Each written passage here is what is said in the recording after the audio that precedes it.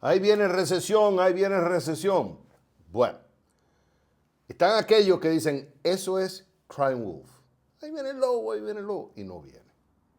El argumento que los que usan los que critican esa posición de que dicen que va a venir recesión, dicen, oye, en la primera administración de Trump sucedió lo mismo y decían que venía recesión y no vino recesión.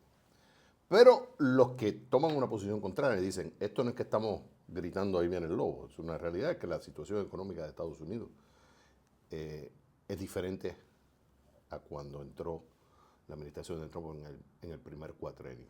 Sobre el tema económico ya te lo explico en el video anterior, ahí te doy un contexto de la situación económica actual en Estados Unidos. Pero bueno, la realidad es que ya las cartas están tiradas sobre la mesa. Ya anunció la administración de Trump 10% de arancel a todo el mundo, mínimo.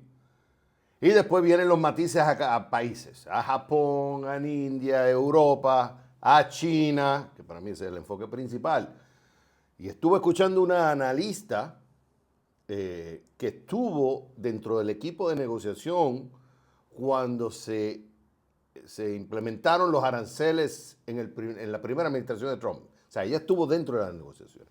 Y ella dice que a China esto puede llegar al 80%.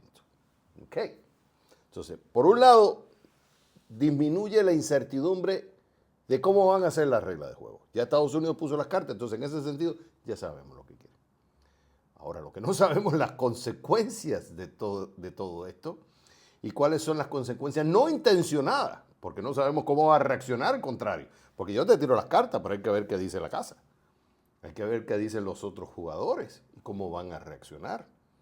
Entonces, la incertidumbre está, primero, en cómo van a reaccionar. Y segundo, cómo van a reaccionar las empresas pequeñas, medianas y grandes. ¿Por qué?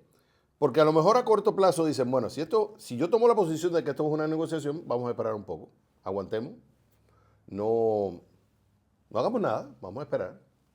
Pero ¿qué pasa si esta negociación se extiende? Y realmente no es una estrategia de negociación, porque la tesis es que Trump utiliza esto como un leverage. Yo te empujo, o sea, una táctica de negociación. Yo te pongo en la esquina. Te pongo, es como el león, ¡ay, te voy a comer completo! Pero al final, bueno, vamos a buscar un término medio. Su intención no es llevarte al final, sino es llevarte a un punto donde él quiere. Pero te pone el precio máximo. Es una negociación. No, yo quiero 50, tú ofreces 20 para llegar, no sé, a 35. Entonces, unos dicen que es una táctica de negociación. Volviendo a la posición de los negocios. ¿Qué pasa si no es una táctica de negociación? ¿Qué pasa si esto es real y se va a implementar? Es una política geopolítica, digamos, mayor, lo que quiere decir que se va a establecer como un paradigma, digamos, como que se establece como algo que se queda. Y voy a explicar por qué en un momento. En ese caso, ya entonces yo tengo que hacer ajustes. Ya yo tengo que pensar en contrato más personal, no creo. Puede ser que vote. Porque entonces el dilema del negocio es, o le paso el costo al consumidor, que muy probable sí, o alguien se tiene que afectar. Porque yo tengo que buscar, no puedo afectar profit. Entonces, o voto personal, no compro más maquinaria, no expando y la lista sigue, o le paso el costo al consumidor. Y entonces el consumidor tiene que pagar más y el consumidor va a decir, pero no me están incrementando los ingresos al nivel de cómo me crecen los costos, por tanto, pues voy a consumir menos, y entonces ahí es donde viene el argumento de que esto llevaría a una recesión, lo cual aumentaría los precios, incrementaría la inflación, y entonces, por tanto, ahí viene la recesión. Los defensores de la política dicen, esto lo que va a ayudar es a bajar, a atraer inversiones a Estados Unidos, lo cual va a beneficiar a otras empresas, eso va a generar empleos, a la vez ayuda al gobierno a recoger más plata, a bajar el déficit y lo más importante es a bajar el costo de financiamiento. Por tanto, esto bajaría la tasa de interés y bajaría el costo del gobierno federal, que está muy endeudado, y el costo de interés por pagar esa deuda cada vez aumenta. Al bajar el costo de financiamiento, al bajar el costo de pagar interés por la deuda, al bajar el déficit, pues entonces eso ayudaría a hacer los costos más bajos y por tanto fortalecería la economía. Ese es el debate que hay. Entonces algunos dicen, hay que pasar este dolor, digamos, momentáneo. ¿Incrementa la probabilidad de recesión? Y sí, incrementa la probabilidad de recesión. ¿Qué efecto pueda tener en los precios? We don't know. Y ahí es donde viene la incertidumbre. Pero esto entra en un contexto mucho más grande. Que a lo mejor esto no es una negociación a corto plazo, sino esto es parte de una política que yo le llamo, lo voy a llamar Segunda Guerra Fría, o Tercera, whatever you want to call it. Esto es un enfrentamiento entre dos grandes, Estados Unidos y China. Estados Unidos, que es el defensor del status quo, que hizo una política comercial durante muchos años deficitaria, con el fin de, ok, yo te compro todos tus productos, yo quiero que tú te fortalezcas económicamente, pero tú me tienes que utilizar mi dinero, utilizar el dólar y seguir mis reglas de juego.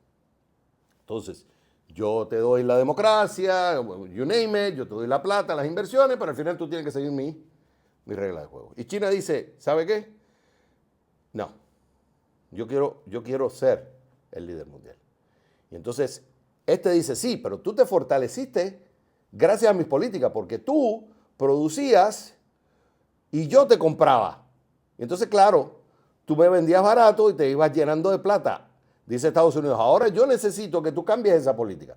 Yo quiero que ahora dejes de una posición mercantilista, que te beneficiaste por muchos años, y ahora empiezas a comprarme. Y China dice, no es solo que yo quiero fortalecerme, yo voy a fortalecer mis empresas, sino que me voy a expandir y voy a meter plata por todos lados. Y en los países, voy a hacer lo mismo que hiciste tú, dice China. Ahí está Xi Jinping. Entonces Trump, la administración de Trump, dice, bueno, pues entonces vamos a tener que empezar a usar fuerza. Y ahí entonces, para mí este juego entra esta política comercial como parte de una estrategia de política, de geopolítica, donde se posicionan estos dos grandes actores. Y lo que está haciendo Estados Unidos es decir, bueno, empezar a sus aliados, decirle, ¿con quién estás? ¿Estás con China o estás conmigo? Y China dice, ok, a lo mejor esto te va a perjudicar, porque entonces yo voy a empezar a buscar a esos aliados tuyos, yo los voy a empezar a seducir para que se vengan acá. Y para mí ese es el juego de Guerra Fría que hay acá. Es un juego complicadísimo, donde son un juego de ajedrez donde nosotros somos unas hormiguitas. Y al final cada uno mueve su ficha y si esa hormiguita está cuando movió la ficha, forget about it, te pisó, chao. O te tiene que estar moviendo y nosotros tenemos que estar capeando todas estas fuerzas. ¿Cómo? Bueno, ajustándonos, ahorrando, invirtiendo, diversificando y teniendo en cuenta que hay que acumular capital y hay que estar muy juicioso con los gastos. No podemos estar pensando solamente en el presente porque el futuro presenta muchas cosas. Y si ahora viene una recesión, vamos a decir que se incrementan los precios, surge una recesión y te cortan el empleo y te cortan tus ingresos, ¿estás preparado? Aquel que se preparó, que sabía los 7 años vaca gorda y 7 años vaca flaca, está preparado. El que no, empieza a hacer ajustes, porque esto es un juego de grande. Nosotros somos unos pendejos. Esto es un juego de grande. ¿No? Esto no es un juego de estúpido. Ni Xi Jinping y los que representan la política de Xi Jinping, ni los que representan la política de Trump y de Estados Unidos son unos tontos. Esto es un juego de adultos, un juego de grandote. Y nosotros somos la hormiguita. Y tenemos que estar pendientes de todo esto y lo más importante, eso no lo podemos controlar, pero sí podemos controlar nuestras finanzas, nuestros gastos, dónde ponemos nuestro dinero, que eso para mí es lo más importante. Enfócate a lo que puedes controlar.